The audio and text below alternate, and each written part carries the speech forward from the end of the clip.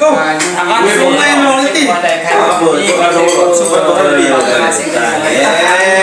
นี่มีขนมเชียร์นี่ไม่ใช่คนหลังก็ผสมการย่านก็ให้เดินก้าวเดินไปตามคุณต้องก่อสร้างเก็บผักแล้วใจใกล้เกิดที่ช่วงว่าไทยเจ๊นางยูนิโพเลยไทยที่หมอกน้ำพริกน้ำใจแกต้องงูก็มันเผาตัวต้องแกที่ลุ่มน้ำบางน้ำสาวนี้ออกดอกนั่นคือจะมีการเงินในไม้ไปเอาขึ้นด้ว1,200ซึ่งเป็นปีใหม่สากลวัฒนธรรมปีใหม่ลาวซึ่งตรงจำนวนนี้ตลอดเลยนะผ่านมาสงกับโซชีหลายอันพวกลูกหลานก็ได้ตัดสินใจก็ได้ให้ความสำคัญต่อพระเขาใน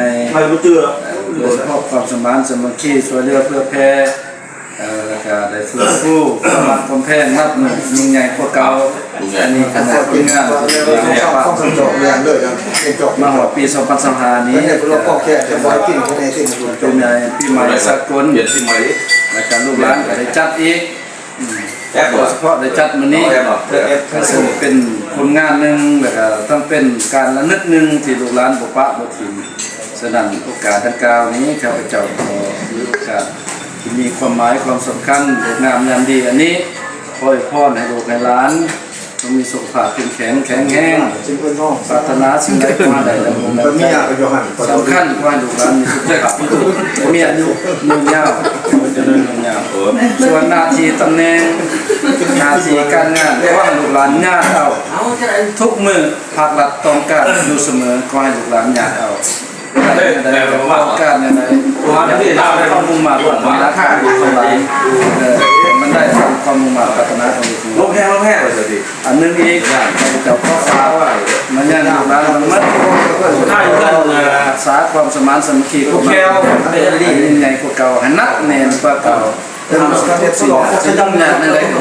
ก็หันชื้อประมาณเป็นชื้อผีชื้อน้องชื้อมหาชนเป็นพวกเงาท่าของกันสาความสมานสามัคคีกินกันละหน่อยไว้พ่อนอกจากนั้นเพราะวินว่าเทวดาเทวดาเทพสินค้า